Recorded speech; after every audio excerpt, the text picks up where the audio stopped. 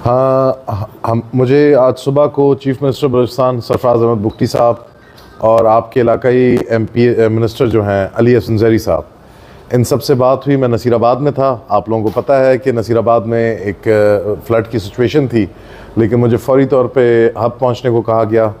पहुंचते ही डीसी साहब के साथ हम गए आपका लसबेला कैनाल पे।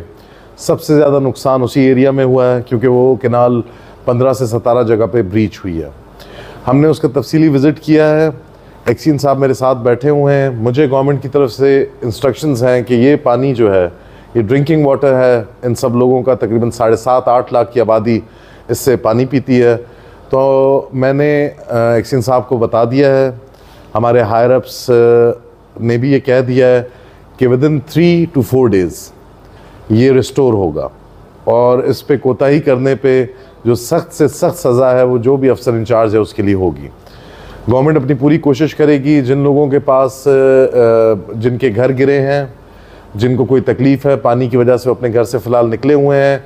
हम कोशिश कर रहे हैं कि food packets, tents, mats, coolers, jerrycans, ये सारी चीज़ें कल शाम तक यहाँ होंगी। उसके अलावा हेल्थ के हवाले से मैं आपको बताता चलूँ कि बख्त मोहम्मद काकड़ साहब से रब्ता हुआ है। डीजी हेल्थ अमीन साहब ने सुबह वो निकाल रहे हैं अपने मोबाइल हेल्थ यूनिट्स और उसको दवाइयों से पुर कर रहे हैं। Water borne disease, malaria, dengue, इन सब की अद्वियात वाफिर मिकदार में यहाँ पे अवेलेबल होंगी। जो हमें इंस्ट्रक्शंस हैं, मैं तकरीबन 7 घंटे 8 घंटे का सफ़र था। इस सफ़र में आपके चीफ मिनिस्टर और आपके जो मिनिस्टर साहब हैं, दोनों के 11-11 कॉल्स थी। गवर्नमेंट इज़ प्रिटी सीरियस और आप बिल्कुल ना समझिएगा कि ये बस एक ज़बानी जमा खर्च है। हर चीज़ कल आप लोगों के सामने होगी। आप लोगों से मेरी गुजारिश है कि आप लोग भी अपनी कैनाल का कल विज़िट करें। कल से काम शुरू होगा। हम जितने सरकार के सरकारी अफसरान हैं, हम में से जिसने कोताही की उसके साथ किसी किस्म की रियायत नहीं बरती जाएगी। तो आप लोग इससे बेफिक्र रहिएगा। गवर्नमेंट आपकी सीरियस है, आपके साथ है। मेरी आप लोगों से भी गुजारिश है, आप लोग सोशल मीडिया, प्रिंट मीडिया और ज़िम्मेदार सहाफ़ी हजरात हैं। गवर्नमेंट अकेले कुछ भी नहीं कर सकती। आप लोगों को इस कैंपेन में हमारा साथ देना पड़ेगा। मैं हर इंटरव्यू में कह के थक गया हूँ, जहाँ पानी खड़ा हो वहाँ बच्चे जाके ना खेलें, खंबे के नज़दीक ना जाएं। ये वो चीज़ें हैं जो हम छोटे बड़े हुए हैं, सुन रहे हैं, लेकिन हम इस पर अमल नहीं कर रहे। हमें सबसे बड़ा जो नुकसान होता है इस तरह की आफात में, वो जानी नुकसान होता है। जानी नुकसान एक अल्लाह की तरफ से, एक हम खुद मस्तियाँ करते हैं। तो मेरी आप हजरात से गुजारिश है कि आप लोग अपने चैनल्स के थ्रू, अपने सोशल मीडिया एक्टिविज़म के थ्रू हर तरह से लोगों को ये तासुर दिलाएं कि ये आफत है, ये मजाक या मस्खरियाँ करने की चीज़ नहीं है। तो इंशाल्लाह गवर्नमेंट अपना किरदार अदा करेगी। अवाम हमारे हाथों में हाथ डाले, कम से कम नुकसान हम की तवक्को करेंगे हम। सर, अब जैसे कि आपने भी सातरान के बारे में कहा, अब जो है हब डैम भी बनने को है, उसके करीब भी बहुत बड़ी आबादी है और उसके साथ साथ जो हमारे हब नदी है उसके साथ मुकम्मल रिहायशी इलाका है। इसके लिए, उनके बचाव के लिए भी क्या इक़दाम है? देखिए जी, इवैक्यूएशन का कहा गया। आपकी इस टाइम हब डैम जो है 338 पे है, 339.4 पे गालबन स्पिलवे खुल जाएगा। अब आप दोस्तों से मेरी एक गुजारिश है कि क्या वाटरवेज़ में रहना अच्छी बात है? इंक्रोचमेंट्स की हुई हैं, लेकिन फिर भी थ्रू डीसी साहब, थ्रू एमसी ऐलानात करवाए गए हैं कि अगर स्पिलवे खुलता है तो आप ये जगह छोड़ दें। हम टेंट सिटीज़ बना के देंगे जब तक पानी नहीं जाता है तब तक, क्योंकि अभी डैम तो भर गया है, उसका तो हम सरेदस्त कुछ नहीं कर सकते। आपका स्पिलवे कोई मैन्युअली हैंडल नहीं होता। एक ऑटो वो है कि जब इससे ऊपर आएगा तो पानी आगे जाएगा। उसकी एहतियाती तदाबीर हमने कर ली हैं।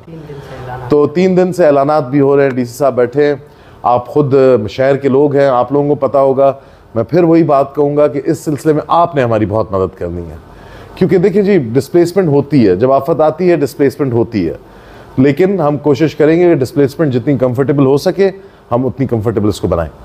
कुछ अंदाज़ा हो सका है कितने मकानात गिरे हैं, कितनी ज़मीन अराज़ी ज़ेर आब आई है, कितने मवेशी उसमें बह गए हैं? देखें, मुझे कुछ फिगर्स मिले हैं, लेकिन ये कबल वक्त है। जैसे ही कंप्लीट हो जाएंगे फिगर्स, डीसी साहब आपको पेश कर देंगे। टीम्स निकल चुकी हैं, रेवेन्यू टीम्स। इस टाइम जो हमारा सबसे बड़ा इशू है वो रेस्टोरेशन ऑफ द कैनाल है, लसबेला कैनाल है। हमारी ज़्यादातर तवज्जो उस तरफ है, लेकिन हम रेवेन्यू के अमले को लगा रहे हैं कि हमें एग्जैक्ट जो नुकसानात हुए, जो घर गिरे हैं, जो माल मवेशी बहे हैं या किसी का कोई सामान गया है, ट्यूबवेल्स ख़राब हुए, उन सब का एग्जैक्ट फिगर जो है इंशाल्लाह 2 दिन में डीसी साहब रिलीज़ कर देंगे। सर्वे हो रहा है। सर, जो साकरान और बड़िया में नुकसान हुए हैं, लसबेला कैनाल के बायस ही हुए हैं, ऊपर पहाड़ों का पानी भी था यकीनन था, तो कितना नुकसान, अभी एक अंदाज़ा तो होगा आपके पास, कितना नुकसान था? सर, अंदाज़ा आम आवाम लगाती है, गवर्नमेंट फिगर्स देती है। मैं इधर बैठ के कोई ऐसा फिगर नहीं दूंगा जो बाद में पता चले नहीं था। आप खातिर जमा रखें, 2 दिन में आपको एग्जैक्ट फिगर्स मिल जाएंगे। और बिल्कुल कैनाल की वजह से नुकसान हुआ है, जो बड़े ब्रीच लगे, 4 बहुत बड़े ब्रीच थे, 1200 क्यूसेक पानी गुजरा है। तो 1200 क्यूसेक पानी जब गुजरता है तो नुकसान तो करता है। तो आप उससे बिल्कुल बेफिक्र रहिएगा। रेवेन्यू टीम्स हैं, हमने सबको लगाया हुआ है इस काम पे कि वो अपना काम शुरू कर दें। इंशाल्लाह परसों तक डीसी साहब के ऑफिस से वो प्रेस रिलीज जारी हो जाएगा कि कहाँ कहाँ पे कितने मकानात, क्या नुकसानात हुए, सब जारी हो जाएगा। सर, इसमें शाहराओं की बहाली के लिए, कम अज़ कम ये हमारी जो दुरेजी शाहरा है, इसकी बहाली के लिए उनको भी काफ़ी सारा नुकसान पहुँचा है, ये काजवे भी बह गए हैं, इसके लिए पूरी तौर पर क्या इक़दाम उठा रहे हैं? देखिए जी, फ़िलहाल एज DGPDA में मेरा काम यह है कि चीज़ों को फ़िलहाल खोला जाए। जो बड़े काम हैं जिसमें कॉजवेज गए हैं, जिसमें आपके वाटरवे ने आपके ब्रिजेस को नुकसान पहुंचाया है, आपके रोड के बम्स ख़राब हुए हैं, उन सब के लिए तो BNR वगैरह एक प्रॉपर प्लानिंग करेंगे। और प्रॉपर प्लानिंग के हिसाब से मैं एक और चीज़ कहता चलूँ कि हमें जल्दबाजी में कोई चीज़ नहीं करनी चाहिए। जल्दबाजी में किए हुए एकदम अगली बारिश में फिर बह जाएंगे। सर, ऑलरेडी काम शुरू हो चुका है, SNP वाले काजवे का आप बता रहे हैं, तो छोटे ट्रैफिक के लिए वो बहाल हो चुका है। इंशाल्लाह कल तक कोशिश है कि ओवरऑल बहाल हो जाए।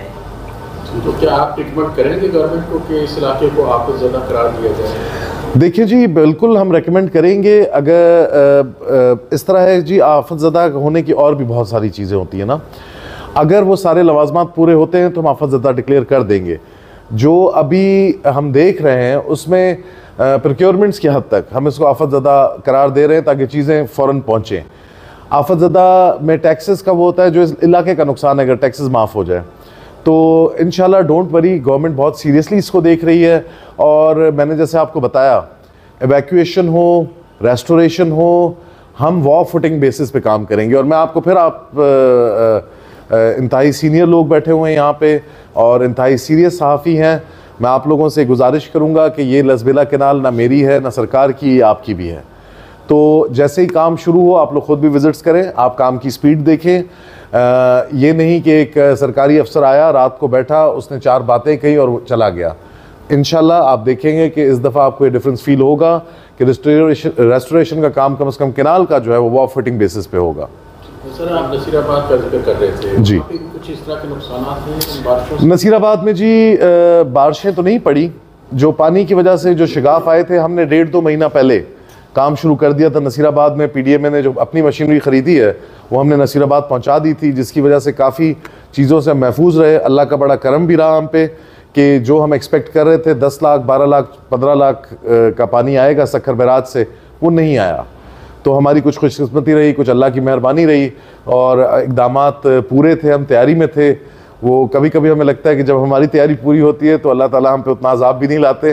तो हमारी यही नेक ख्वाहिश है कि अल्लाह इलाके के लोगों को इन आफात से बचाए, क्योंकि आप अपना कमरा छोड़ें तो आपको तकलीफ़ होती है, लोगों को अपना इलाका छोड़ना पड़ता है। तो इसी दुआ के साथ कि अल्लाह अपनी हिफ्ज़-ओ-अमान में रखे सबको। अगर कोई और सवाल है तो। सर,